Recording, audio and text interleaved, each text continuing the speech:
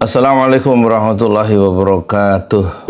Operasi Partai Pro Jokowi menjegal Anies Baswedan, bocor alus politik 1 jam yang lalu yang nonton 6.231 ya. Kita klik ya. Lamanya 33 menit 33 detik. Ada upaya untuk tidak mengikut sertakan Anies atau mengeliminasi Anies dari Pilkada Jakarta. Oke. Nah, ini gimana itu ceritanya? Sepulang dari pertemuan itu, kemudian Surya Paloh berbicara kepada beberapa orang dekatnya di Nasdem Tower begitu untuk memikirkan kembali dukungannya terhadap Anies. Intinya bahwa memang sudahlah di Jakarta Kenapa ini kita bisa satu saja dan sudah berubah? menyebut nama ya Cak ya, bahwa Kim itu mendukung Ridwan Kamil. Ada pertemuan antara Jokowi dan Prabowo yang berdua begitu, dan Prabowo menyampaikan bahwa ada keinginan untuk memenangkan pilkada secara mutlak lah di beberapa daerah. Negara ini kayak milik mereka aja, milik elit itu, dibagi-bagi kue-kuenya. Rakyat dibiarkan terima BLT, bantuan tunai langsung. Ya itulah. Halo, jumpa lagi bareng Bocor Alus Politik sama gue Raymondus Rika. Abdul Dongoran Dan Francisca Krisirasana. Halo. Selamat pagi. Selamat pagi semua. Husin keringetan. Teo netizen. Habis makan bubur pedes ya. Oh, bukan dari bengkel sini ya. Sedang perbaikan. Nah, sebelumnya nih, kita ada pesan-pesan sponsor dulu. Silakan, Cak. Buat teman-teman yang ingin baca laporan Tempo, silahkan klik di link yang ada di deskripsi di bawah ini. Bagi kalian yang suka baca majalah Tempo versi cetak, kalian juga bisa beli di marketplace. Linknya ada di bawah ini juga. Dan teman-teman jangan lupa untuk terus mendukung jurnalisme berkualitas dengan mengklik tombol subscribe YouTube Tempo.co yang ada di bawah ini. Main apa kita? Yang lagi panas. Panas terus. Panas, Apa ini? karena Apa kita ini? habis makan bubur jadi panas. Takut panas ya. Iya. Mainin aja penjegalan di pilkada-pilkada ini. Pilkada ya, Jilid terutama 2 nih. terutama DKI ya. Ya. Terutama DKI. Jakarta. Bukan DKI lagi sih, Jakarta lah. Jakarta. Karena ibu kota udah pindah. Iya, ya tapi kan? belum keluar. Ibaratnya kalau kata orang Sumatera banyak bajing loncat tuh. Enggak, tapi sudah tidak lagi menjadi ibu kota gitu kan, tapi pilkadanya tetap panas. karena akuarium politik nih ya. Iya. Meskipun Pusat ibu kotanya di sana apa, kan belum pusat jadi politik. epicentrum Indonesia Ada kekuasaan epicentrum. gitu kan. Apa yang terjadi kalau gitu tuh dalam rangka pilkada Jakarta ini? Nah, C. informasi yang kita dengar belakangan ini memang Jakarta ingin dibikin kota kosong atau kemenangan mutlak, gitu ya, Kota kosong. oleh kemenangan atas calon yang didukung oleh Kim Plus. Nah, kalau kemarin ada Kim, sekarang ada Kim Plus. Gitu Kim ya. ini adalah Koalisi Indonesia Maju yang mendukung pemerintahan Prabowo dan Gibran dan juga didukung oleh Jokowi. Maksudnya apa? Supaya mutlak disebut gitu. Kim Plus, bukan plus ya?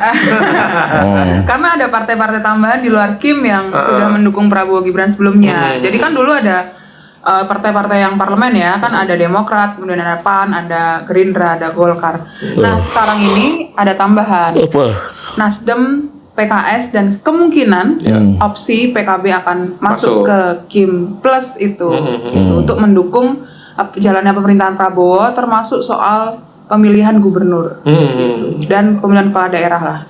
Apa yang terjadi karena perkembangan terakhir kan dua kuda pacu dalam pilkada Jakarta atau pemilihan gubernur Jakarta, satu Anies Baswedan, dan yang kedua adalah Ridwan Kamil, ya kan? Nah, apa yang terjadi pada dua kuda pacu ini gitu sehingga Kuda pacu. agak panas nih situasi di pilkada Jakarta itu. Ada Pasti upaya maunya untuk sih, tidak mengikut elit-elit sertakan Anies atau mengeliminasi Anies dari pilkada Kenapa? Jakarta. Oke. Nah, ini Gimana itu ceritanya? sebetulnya kabar ini panas ketika Surya Paloh bertemu dengan Jokowi di hari Jumat lalu ya, minggu lalu di awal Agustus gitu. Jadi ada pertemuan Surya Paloh dan Jokowi di Istana Negara selama 1,5 jam, jam 5 sore mulainya. Dan pertemuan itu tertutup gitu ya. Wartawan istana pun tidak tahu kalau ada pertemuan itu. Nah ini wartawan istana nggak tahu, lu bisa tahu dari mana? Dari langit. Wartawan bocor halus lah. Kan kita wartawan bocor halus, Pak. Artinya ada petinggi partai yang mengetahui pertemuan itu dan cerita ke lu ya? Ya, ada petinggi partai dari internal Kim lah ya, dan ada beberapa informan dari lingkar dekat istana yang menceritakan itu gitu. Nah, apa isi pertemuan itu?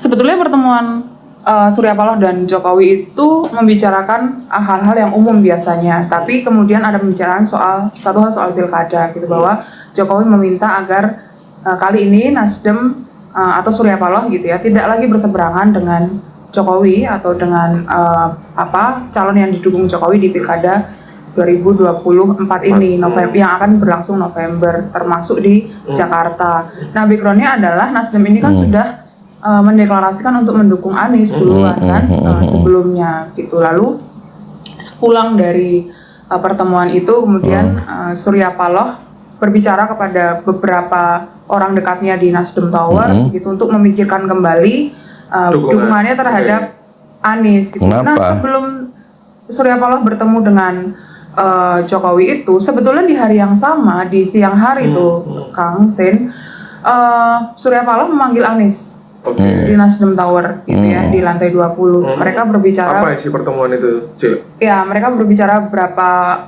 waktu gitu ya. Lalu Surya Paloh menyampaikan soal keresahannya terhadap kasus hukum, satu kasus hukum gitu yang kemungkinan akan berdampak terhadap Nasdem gitu. Lalu tunggu nih sebelum yang masih Sen, kayak dejavu ini ya Sen.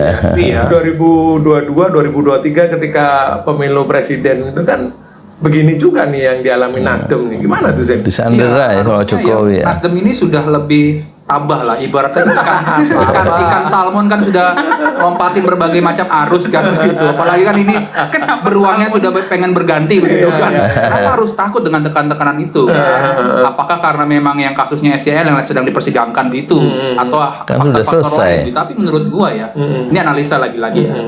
Ini kok partai masih tahan aja sih ditekan-tekan begitu, padahal seperti gua bilang di awal, Oktober kan sebentar lagi ya, apa yang ditakutkan berapa ya? 3 bulan. Iya, 4 bulan lagi. 4 bulan lagi ya. Apa yang ditakutkan? Masalahnya Nasdem akan menggelar kongres Nasdem ya. Oke. Itu kenapa, Ci? Hubungannya apa? Artinya situasi di internal Nasdem dengan tekanan-tekanan yang datang dari luar itu. Tentu saja kalau pembicaraan dari internal Nasdem dan beberapa kolega yang berkontak dengan politikus-politikus Nasdem atau elit-elit Nasdem ya, ada kekhawatiran ketika kongres Nasdem terjadi kemudian Surya Paloh didongkel karena beberapa masalah gitu ya, termasuk salah satunya masalah hukum gitu ya.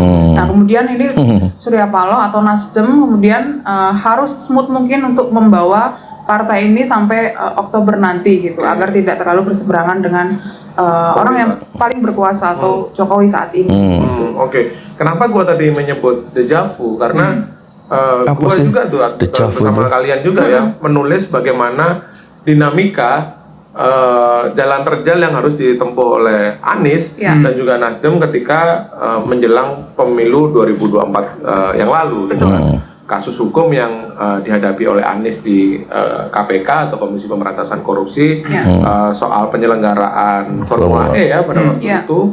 Terus kemudian bisnis-bisnis Surya Paloh gitu kan yang ditulis oleh juga segala macam ya. Ada tekanan-tekanan tertentu. Jadi gue merasa ini kok dejavu atau memang itu pola lah yang dipakai oleh rezim yang sekarang untuk dukungan itu. Ya, kalau orang-orang di sekitar Surya Paloh memang membaca ini cara yang sama yang digunakan saat Pilpres 2022-2023 lalu gitu ya, bahwa ini masih pola ini masih berlangsung dan dihidupkan lagi gitu, cara-cara yang sama begitu ya, melobi dengan cara mengajak bertemu, kemudian tiba-tiba kasus hukum hidup dan segala macam. Gue ingin nambahin Kang, sebetulnya pangkal permasalahan adalah di deklarasinya Anies itu. Nah, deklarasi ini yang deklarasi yang Nasdem itu ya. Deklarasi itu jarak waktunya tidak terlalu jauh dengan kedatangannya Kaisang ke kantor Nasdem gitu ya. Nah, tiba-tiba nggak lama setelah itu Nasdem deklarasi Anies. Nah, deklarasinya ini tanpa memberitahu partai-partai lain, dalam arti kan Nasdem sudah menyatakan mendukung Prabowo kan, Surya Paloh sendiri bilang seperti itu. Nah, Nasdem ini tidak memberitahu Partai Gerindra lah. Disitulah timbul suasana yang kurang enak. Bahkan kalau misalkan lu perhatikan tuh di acara PKB, Surya Paloh mengumbang-umbang umbang-umbang, ketua harian Gerindra kan, Rising Star begitu. Itu banyak cerita bahwa itu dalam rangka mengambil hati Gerindra supaya udahlah nggak usah marah-marah. Lalu setelah itu juga kan ada kasus tuh yang anggota DPR dari Nasdem yang ditangkap oleh Kejaksaan Agung. Jadi beruntut-runtut begitu. Setelah itu baru Surya Paloh bertemu dengan Jokowi. Oke. Nah, pertanyaan gua dari cerita lu Cak sama Sen, apakah Nasdem sudah check out nih dari kubu Anies gitu kan? Belum Atau lah. Ini jadi rakyat yang ngurusin kelakuan orang-orang partai itu, rakyat yang ngurusin pejabat-pejabat itu, bukannya pejabat-pejabat itu ngurusin rakyat supaya tambah sejahtera, kerjaan mudah, ini malah kita suruh sama bocor alus, kita suruh ngikutin kelakuan-kelakuan mereka itu untuk menyelamatkan diri mereka masing-masing. Siapa ya mereka semua, nggak terkecuali. masih ada lobby-lobby yang sedang berjalan untuk memaksa Nasdem keluar dari peta dukungan Anies. Menurut orang-orang yang ada di sekeliling Surya Paloh, check out itu sudah akan pasti terjadi. Per hari ini ya, ini hari apa? Kamis ya? Kamis 8 Agustus. Check out itu sudah pasti akan terjadi. Tinggal menunggu waktu kapan Surya Paloh mengumumkan akan check out dari Anies. Dan sebetulnya dalam pembicaraan dengan Anies sebelum Surya Paloh ke istana pun Surya Paloh sudah menyampaikan kemungkinan yang Sekjen Partai Nasdem Hermawi Taslim tidak mau berkomentar panjang mengenai peluang partainya mencabut dukungan dari Anies Baswedan. Kami sedang sibuk menyiapkan kongres. Opsi-opsi lain yang terjadi ya. Ketika bertemu dengan Anies gitu, dan Anies menyampaikan tuh orang yang berkomunikasi dengan Anies dan kemudian diceritai Anies menyampaikan bahwa Anies bilang ke Surya Paloh gitu ya. Ya ini keputusan partai gitu Pak Surya Paloh sendiri yang bisa memutuskan gitu karena ya itu adalah wewenang dari partai politik gitu dan dia tidak ikut campur dalam hal itu. Tapi ini tentu saja juga meresahkan Anies karena pertemuan Surya Paloh dan Jokowi itu kan intens kan belakangan ya Kang Sen, dan selama itu memang Anies banyak berkontak dengan Surya Paloh dan memastikan dukungan apakah Nasdem masih mendukung saya begitu, termasuk telepon Anies beberapa kali menelpon Surya Paloh ya dan memastikan apakah Nasdem masih ingin mendukung saya gitu. Lobby-lobbynya gimana sih? Gue denger ketua kelas Kim ini ya kan? Apa ini? Ketua kelas Kim ini agak rajin nih melobi-lobi dan mendekati kepala sekolah. Kepala sekolah. Ya, jadi sejumlah narasumber ya, termasuk dari orang Nasdem itu cerita bahwa Dasko sering main ke Nasdem Tower. Dasko adalah ketua harian Gerindra yang memang ketua kelas di Kim itu. Nah, waktu pertemuan itu di hari Kamis kalau nggak salah ya, di hari Kamis atau sehari sebelum bertemu dengan Jokowi, ya intinya ada diskusi-diskusi lah soal pilkada, termasuk konteksnya adalah pilkada Jakarta. Kalau bisa kita bersama sajalah di Jakarta ini, makanya berderet-deret tuh peristiwa-peristiwanya kan. Nah di hari Jumat itu, pasca hari Jumat, juga ada tuh ketua-ketua partai lain yang dipanggil oleh Jokowi. Yang pertama adalah Erlangga Hartarto, lalu juga ada Prabowo Subianto dan juga Zulkifli Hasan. Oh gitu. Jadi berturut-turut ya? Berturut-turut. Partai Kim itu bertemu. Ada terpisah, kompartemen. Intinya bahwa memang sudahlah di Jakarta ini kita satu saja dan sudah menyebut nama ya Cak ya, bahwa Kim itu mendukung Ridwan Kamil. Ridwan Kamil adalah mantan gubernur Jawa Barat. Gitu. Nah, sebetulnya ya sebelum ada pertemuan itu, gue tuh kan seminggu kebelakang kan mengejar juga soal pilkada Jakarta dan Jawa Barat ya. Nah, seminggu itu gue udah nemu tuh bahwa Kim sudah berbelok ke Ridwan Kamil. Dulu kan awalnya Ridwan Kamil sudah dipasrahkan ke Jawa Barat kan karena berbagai pertimbangan. Tapi lagi-lagi karena ada hal yang lain-lainnya termasuk faktor Anies, RK ditarik lagi ke Jakarta. Meskipun kalau misalkan ada pertempuran antara RK sama Anies itu kalau secara survei ya jomplangnya masih jauh tuh. Anies 39 sekian, Ridwan Kamil 18 atau 19%. Artinya itu 2 digit perbedaannya. Tapi lagi-lagi kalau misalkan seperti Kang bilang di awal bahwa Jakarta ini kan akuarium ya. Semua orang bisa melihat dan gampang sekali naik ke tingkat pusat begitu ya. Setiap jadi gubernur Jakarta sekarang kan maju di Pilpres begitu ya. Nah, itu yang dipertimbangkan kalau misalkan Anies nanti maju dan menang di Jakarta, jangan-jangan 2029 Anies bisa maju lagi di Pilpres begitu dan menyaingi putra presiden kan. Oke. Artinya konteksnya adalah satu, persaingan antara calon yang didukung oleh Kim dan juga Istana ya, Betul. melawan Anies, Ya. dan kemudian yang kedua adalah next 5 tahun ke depan. ke depan, bahwa kalau misalnya Anies dengan situasi hari ini gitu ya, unggul survei elektabilitas, dan dia terpilih 5 tahun ke depan, dia punya kesempatan untuk maju sebagai calon presiden gitu. Betul. Intinya menghambat sebelum pertandingan lah. Oke. Tapi kalau orang-orang politik pasti bilang ini kan adu strategi, adu siasat gitu. Tapi memang keputusan Ridwan Kamil yang semula tadinya di Jakarta kemudian di Jawa Barat kembali ke lagi. Jakarta Oke. itu Di hari Jumat. diputuskan setelah Prabowo pulang dari perjalanan Paris. dari Rusia dan Eropa ya. Oke. Gitu. Jadi ada pertemuan antara Jokowi dan Prabowo yang berdua begitu.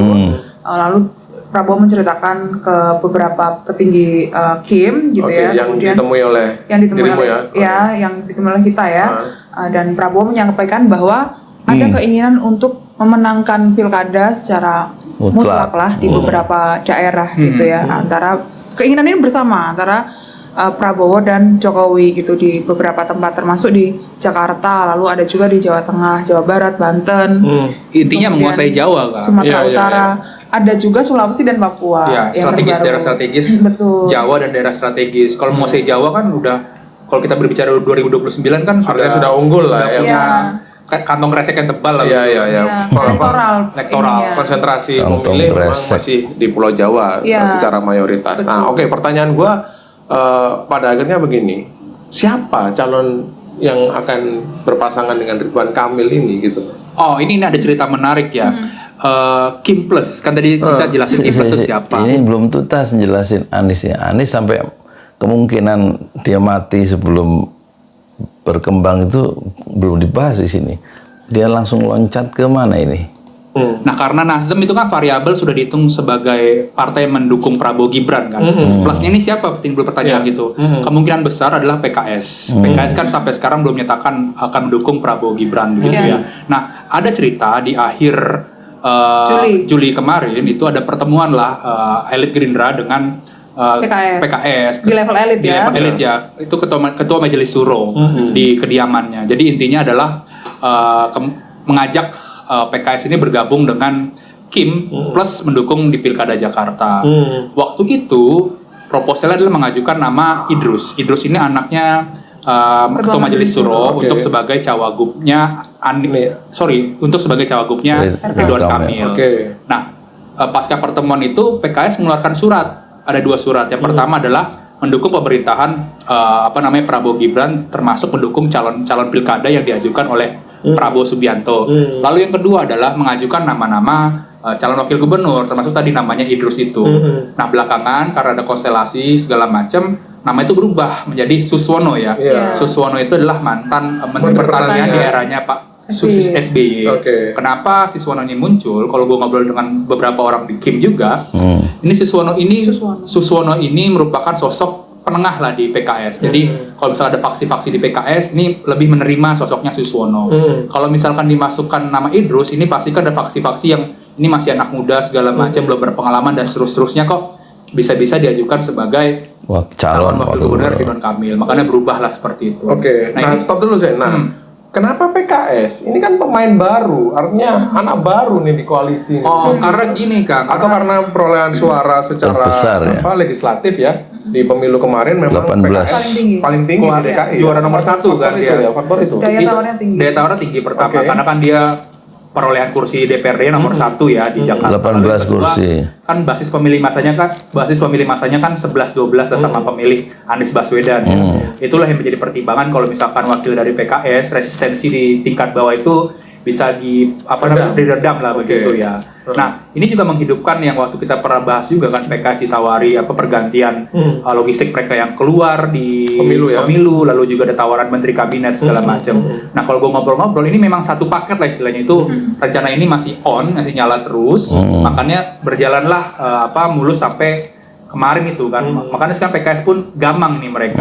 Lalu kita tarik ke belakang nih Kang, sebelum tadi namanya Suswono maupun Idrus ya. Sebetulnya saat PKS mendeklarasikan namanya Anies dengan Sohibul Iman, mereka tuh memberi deadline. Anies itu harus memutuskan memastikan dapat tiket segala macam itu tanggal 4 Agustus 2024. Oke. Nah, sudah lewat dong berarti. Sudah lewat. Okay. Dapat tiket dari partai lain maksudnya. Partai lain karena kan PKS kan bisa sendiri tapi kan harus berpasangan berkoalisi lah begitu. 4 kursi lagi. Di akhir Juli juga itu Anies didatangi dan bertemu dengan Sohibul Iman dan beberapa pengurus PKS. Intinya adalah menanyakan bagaimana nasib pasangan Anies dan Sohibul Iman. Lalu di situ menurut orang dekatnya Anies cerita bahwa Anies sendiri sudah oke dengan Sohibul Iman, tapi belakangan karena tadi yang ada pertemuan di rumahnya KMS lah istilahnya kan, Majelis Suro itu semua konstelasi berubah loh. Makanya kemungkinan PKS pun akan check out. Dan ada pertimbangan seperti ini, jangan-jangan PKS ini memasangkan Anies Sohibul Iman itu memang cara dia untuk exit way gitu kan. Kalau misalkan sepaket kan istilahnya kalau nggak bisa tercapai ya udah, ini kan bukan salah PKS. Oke. Jadi dejavu lagi nih Ci gue. Iya, semuanya mirip. Jadi mirip ya kan cerita Husein tadi mirip. Mulai dari tawaran gitu kan, mengganti biaya logistik, masuk menteri kabinet, gula-gulanya tuh mirip gitu loh dengan bagaimana ketika pemerintah pada waktu itu mencoba untuk menggagalkan atau menjegal tiket Anies di pemilu presiden 2024. Nah, gue nambahin infonya Husein tadi ya, bahwa jadi nilai Anies itu begitu tinggi ya. Pertama dia meskipun dia nggak punya partai, nggak punya logistik ya, itu nilainya begitu tinggi sehingga harus disingkirkan sebagai salah satu atau satu-satunya cara supaya tidak masuk gelanggang dan bertarung kerap. Kenapa? Nilai-nilai atau yang ditawarkan oleh Anies itu memang berbeda ya, paradigmanya, orientasi pembangunannya yang mengacu pada keadilan sosial untuk seluruh rakyat Indonesia. Dia mengacu pada janji-janji proklamasi itu yang di pembukaan Undang-Undang Dasar 45. Sementara kalau partai-partai politik betul-betul bertarung atau berkolaborasi hanya untuk mendapatkan kue ya, jatah-jatah yang mereka mungkin bisa dapatkan seperti jatah posisi politik tertentu, konsesi-konsesi tertentu dalam bentuk bisnis dan lain-lain yang mereka harus saling bekerja sama dan saling menggerendel, saling mengunci karena masing-masing punya masalah hukumnya masing-masing. Jadi salah satu orang yang tidak punya masalah hukum adalah Anies Baswedan.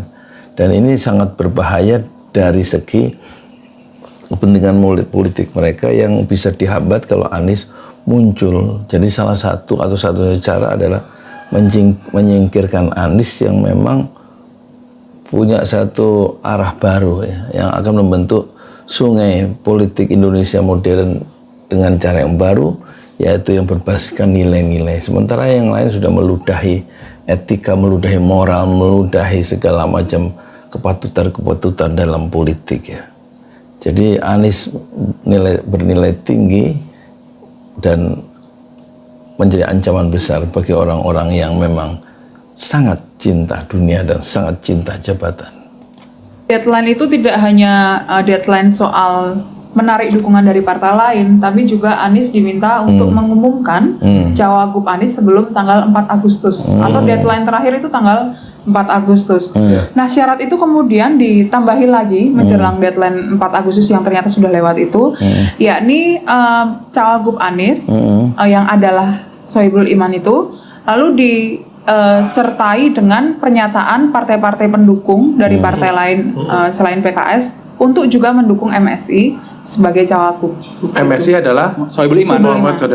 Sohibul Iman. Jadi ditambah itu unsur syaratnya. Nah, ternyata tidak terjadi. Kemudian dievaluasi lah di rapat di PKS ya, yang kemudian rapat itu terjadi sekitar pekan ini ya, terjadi sekitar pekan ini dan partai lain yang berkontak dengan PKS itu sebetulnya sudah diinformasikan bahwa saat evaluasi itu mereka akan mengumumkan untuk check out dari dukungan terhadap Anies gitu. Tapi ternyata masih terjadi dinamika di dalam PKS bahwa ada kubu pendukung Anies garis keras gitu ya di dalam PKS ini yang mempertimbangkan atau meminta agar PKS tetap mendukung Anies karena berhubungan dengan konstituen mereka. Jadi konstituen PKS itu di Jakarta terutama ya, itu banyak yang mendukung Anies dan mereka khawatir jika mereka melepaskan dukungan dari Anies, konstituen itu akan lepas. Oke. Jadi masih Artinya tarik Ci, ulur nih. di dalam internal sendiri PKS belum solid ya? Iya, Belum Kan solid. Solid, karena bener ya. level menengah ke bawah itu masih Ya. Anies. Karena elit itu kan sudah sudah apa namanya? Elit itu sudah beres ya. Sudah kena gula-gula lah istilahnya. Makanya mereka relatif mendukung RK begitu.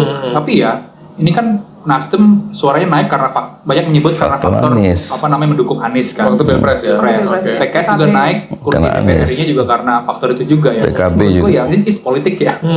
Jadi mungkin perhitungan partai-partai itu adalah toh pemilu masih 2029, buat apa gue harus berdarah-darah kali sekarang ini.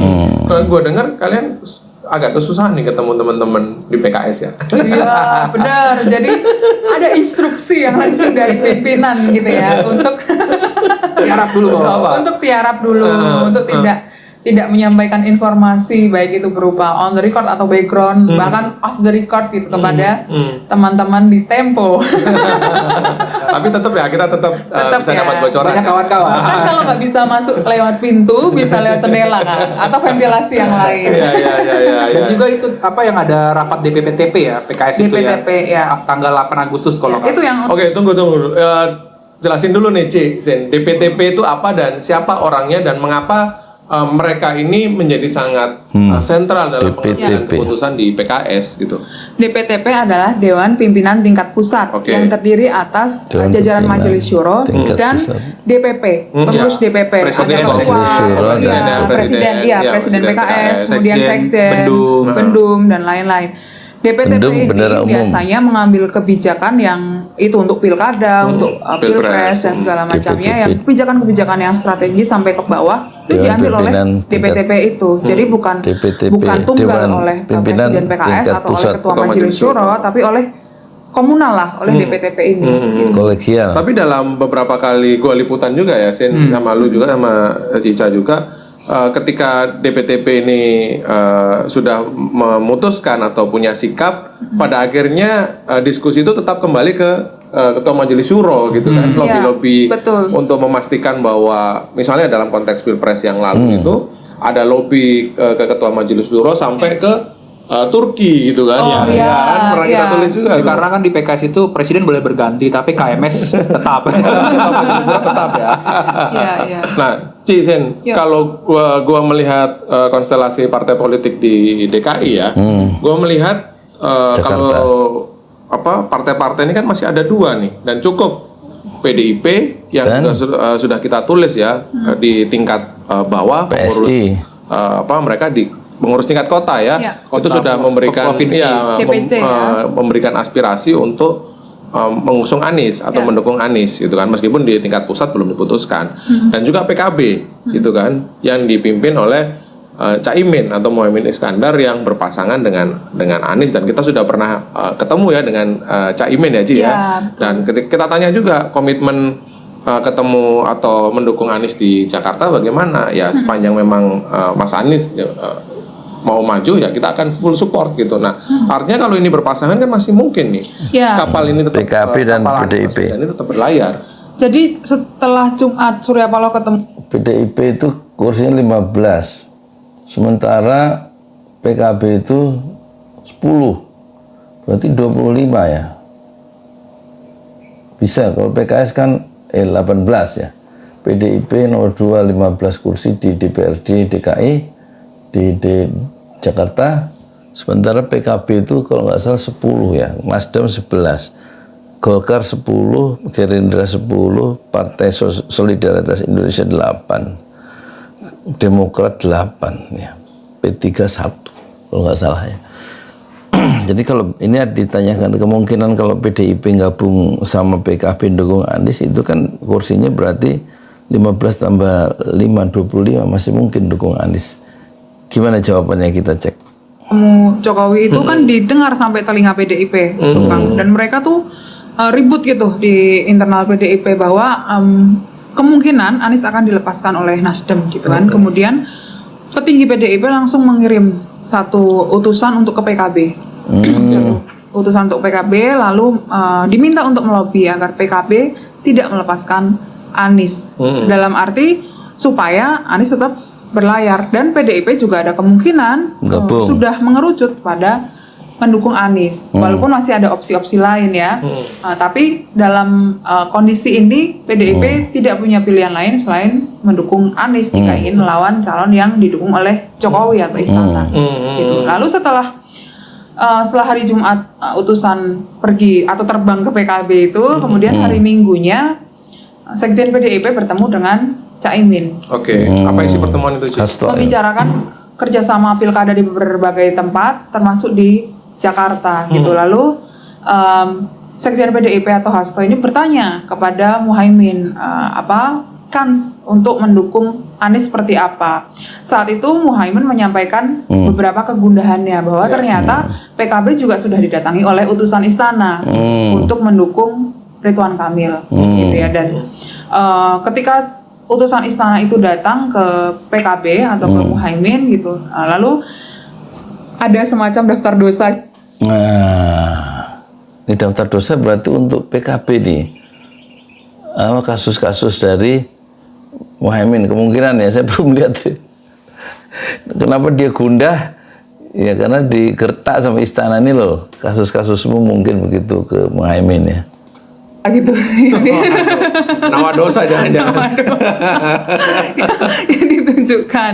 Lalu ada juga pembicaraan soal kans PKB untuk diambil alih oleh pihak lain gitu ya, yang belakangan ini panas oleh PBNU gitu ya. Kan PKB juga diganggu oleh PBNU yang mereka membuat suatu pansus PKB lah intinya begitu. Iya, betul. Itu dianggap sebagai sama sejumlah orang PKB bahwa ini gangguan juga untuk ngerecokin pilkada istilahnya. Jadi ada kaitan lah apa yang terjadi di PBNU dan PKB hari ini dengan dinamika. Jadi Caimin kalau di media kan suka guyon, ternyata di dalam itu dia lagi gundah dan lagi puyeng dia, ya, diganggu sama PBNU dan juga diganggu sama istana soal masalah-masalah hukum yang bisa menjerat Caimin dan membuat dia masuk penjara itu. Nah, kalau gitu supaya selamat, ya dia akan merapat ke Kim dan kemudian menyingkirkan unsur-unsur yang mengganggu dari PBNU. Kira-kira gitu kan ya. Jalan yang paling mungkin, yang paling selamat yang akan ditempuh oleh Caimin dan meninggalkan Anies Baswedan. Kan di pilkada, betul, khususnya Jakarta ya. Dan letupan-letupan ini mengganggu Muhaimin, Kang Sen. Maksudnya gimana tuh, Ci? Artinya apa yang membuat? Ada keresahan, upaya untuk mengambil PKB ini masih on dan berjalan terus gitu. Walaupun sebetulnya di internal PKB juga ada keyakinan bahwa Muhaimin ini kuat gitu ya, tidak mungkin digoyang gitu di internal PKB. Tapi untuk Muhaimin sendiri ini cukup mengganggu dan ada kemungkinan untuk PKB suatu hari diambil alih oleh PBNU atau oleh Gus Yakut gitu, Gus Yakut yang sekarang adalah Menteri Agama gitu ya. Dan mereka kan juga sedang berseteru begitu ya soal pansus haji dan lain-lain. Nah, PKB kemudian kemarin ada rapat lah ya. Ini Sekretaris Jenderal Pengurus Besar Nahdlatul Ulama Saifullah Yusuf Sekjen membantah menyiapkan Menteri Agama Yakut Khalil Qomas untuk memimpin PKB. NU punya mekanisme kultural yang bisa menyelesaikan masalah dengan baik. Alah, politisi jangan gampang dipercaya. Rapat di DPP begitu dan membicarakan soal pilkada. Muhaimin sendiri kepada beberapa pengurus di PKB menyampaikan bahwa untuk sampai saat ini PKB masih mendukung Anies gitu. Tapi gerakannya masih smooth nih, Kang Sen. Jadi belum terlalu ya. Jadi masih melihat kemungkinan ke depan yang terjadi pada PKB itu apa. Masih lihat cuaca dulu seperti apa. Meramal cuaca. Saya kira PKB harus meneguhkan sikap ya untuk mendukung Anies Baswedan dan bergabung dengan PDIP. Karena kalau itu satu kemungkinan untuk meratakan jalan Caimin menjadi calon wakil presiden di masa depan ya, dengan menempuh badai ya, karena tantangan-tantangan dari internal dari PBNU dan dari istana itu tidak mudah. Tapi jangan lupa ya, tantangan-tantangan yang sudah dialami oleh Caimin itu sudah bisa dia taklukkan selama seperempat abad terakhir saat dia memimpin PKB kan. Dan itu satu prestasi yang tidak dipunyai oleh semua ketua partai baik di KIM maupun yang di luar KIM ya. Jadi tampaknya Mohaimin harus ngambil jalan baru, jalan sejarah yang baru yang akan mengibarkan ya ambisi dia untuk menjadi calon wakil presiden itu betul-betul rata jalannya sejak tahun sekarang 2024 dengan cara berkolaborasi ya dengan PDIP yang juga pemilik suara terbesar ya, pemenang pemilu terbesar bahkan seluruh Indonesia, dan dengan cara mendukung Anies Baswedan. Tampaknya kombinasi Islam ya dan nasionalisme sekuler PKB dan PDIP itu haruslah satu usaha yang realistis yang harus ditempuh oleh Caimin dengan cara dia langsung declare mendukung Anies Baswedan dan sekaligus bersama-sama PDIP mendukung Anies Baswedan. Itu akan lebih menarik ya, dan nanti akan ada perlindungan partai perlindungan politik, proteksi politik tentu ya. Kalau kekuasaan itu sudah di tangan, tentu ini satu pekerjaan yang tidak mudah karena menyangkut kegelisahan intelektual dari Caimin sendiri yang tidak dirasakan tentu oleh Anies Baswedan dan juga tidak dirasakan oleh PDIP atau Hasto atau Megawati. Detik-detik yang menentukan bagi Caimin untuk ambil keputusan yang tepat dalam sejarah perjalanan karir politiknya. Mendung atau mendung tanpa hutan. Tapi sebenarnya kuncinya di sampai Oktober adalah posisi Menteri Hukum dan Hak Asasi Manusia ya. Kalau masih dijabat oleh Yasona Lauli atau kader PDIP masih aman lah. Tapi kalau misalkan ada perubahan dalam waktu dekat, itu akan merubah konstelasi juga. Reshuffle ya. Reshuffle itu bisa berubah konstelasi karena Menkumham ini kan pemegang pengesahan SK Parpol. Oke, artinya katakanlah ya kita bicara bahwa konstelasi Pilkada Jakarta itu seperti hari ini, ada kemungkinan ya satu calon yang didukung oleh Kim atau Kim Plus itu melawan kotak kosong, atau ada calon independen yang muncul. Gimana tuh? Independen ini masih gua bisa. Bayangkan ya kalau ini kan sudah pernah terjadi pola ini ya. Kalau kotak kosong kita merefer kepada pemilihan di Kota Makassar gitu ya. Kalau independenan di Solo begitu kan. Nah, ini memang ada simulasi ya ataupun memang pembicaraan di Kim bahwa kotak kosong nih di Jakarta. Misalkan RK bisa maju sendiri dan Anies tidak dapatkan tiket, artinya kotak kosong. Tapi perlu diingat juga tuh, mungkin ada calon independen ya Kang ya, yang sudah lolos tahap administrasi kalau nggak salah 10 Juli itu Dharma Parengkun begitu ya. Dia adalah purnawirawan Polri ya. Polri terakhir itu menjabat di wakil kepala Badan Siber dan Sandi Negara gitu. Sebelumnya dia kan nggak lolos kalau nggak salah di pemberitaan. Nah itu mungkin nanti menjadi suatu strategi ya kalau misalkan kotak kosong itu berjalan, yang ini mungkin bisa dimajukan sebagai calon independen begitu. Ya, Zen. Jadi karena kalau melawan kotak kosong itu ada resiko yang dihadapi oleh calon siapapun yang akan diusung oleh Kim atau Kim Plus itu tadi. Kenapa? Kosong. Karena ketika seseorang melawan kotak kosong, sebagai pemilih kita bisa memilih kotak kosong. Dan kalau misalnya bentuk perlawanan ya terhadap apa yang terjadi, kemudian dinamika yang berproses dan macam-macam, dan dia menjatuhkan pilihan pada kotak kosong itu dan menang, itu seperti yang terjadi di Makassar yang lu tadi bilang atau lu sebut tadi Sen. Jadi cukup beresiko. Jadi mungkin calon independen bagi Kim ya itu jauh lebih masuk akal gitu kan. Nah, sebetulnya yang soal kotak kosong itu tadi Husein sudah sempat mention ya bahwa ada diskusi di Kim. Risikonya selain selain bisa kalah gitu ya calon tunggalnya, ini juga kemenangan calon tunggal ketika melawan kotak kosong ini menjadi tidak legitimate gitu. Jadi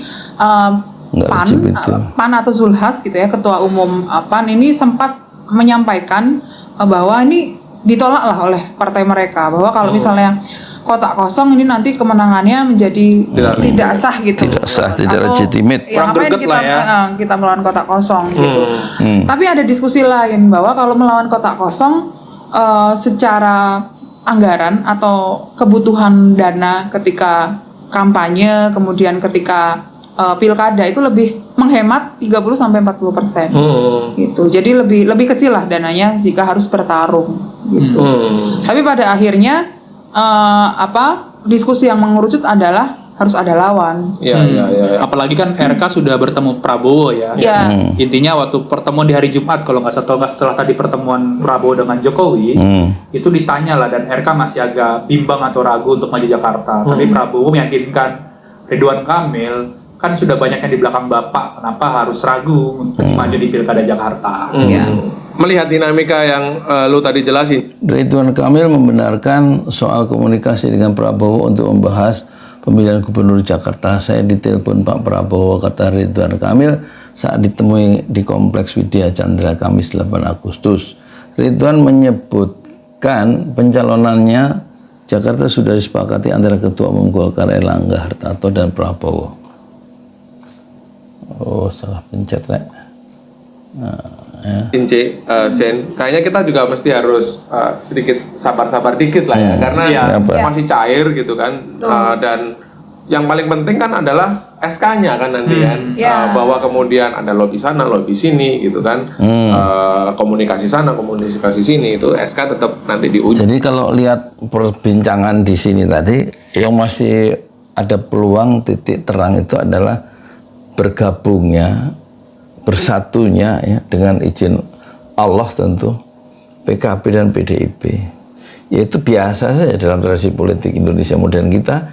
Dulu Mas Syumi bergabung dengan PNI ya. Mas Syumi itu kan sayap atau partai terbesar di era, partai Islam terbesar di era di era kemerdekaan ada Mas Syumi kan. Itu bisa bekerja sama dengan PNI, ya kan? Partai Nasionalisme Sekuler. Dan itu nggak menutup kemungkinan ya akan terjadi kerjasama antara PKB mewakili Islam, nasionalisme Islam ya, kalau bahasanya Saifuddin Ansori itu yang dia mengambil S2-nya bukan di Cornell, di Kanada itu ya, di Kanada, bergabung dengan PDIP. Itu mungkin ya. Yang itu yang pertama. Yang kedua, dua-duanya adaptif ya. Pernah bertemu dalam Nasakom ya. Dalam sebuah rejim tapi ya. Bukan dalam sebuah posisi yang oposisi. Yaitu mereka Partai Nahdlatul Ulama ya. Kalau itu disimplifikasi sama dengan PKB, itu bisa kerjasama Partai Nahdlatul Ulama dengan PNI, malah dengan komunis ya. Yang disebut Masyumi, Nasakom, nasionalisme agama komunis.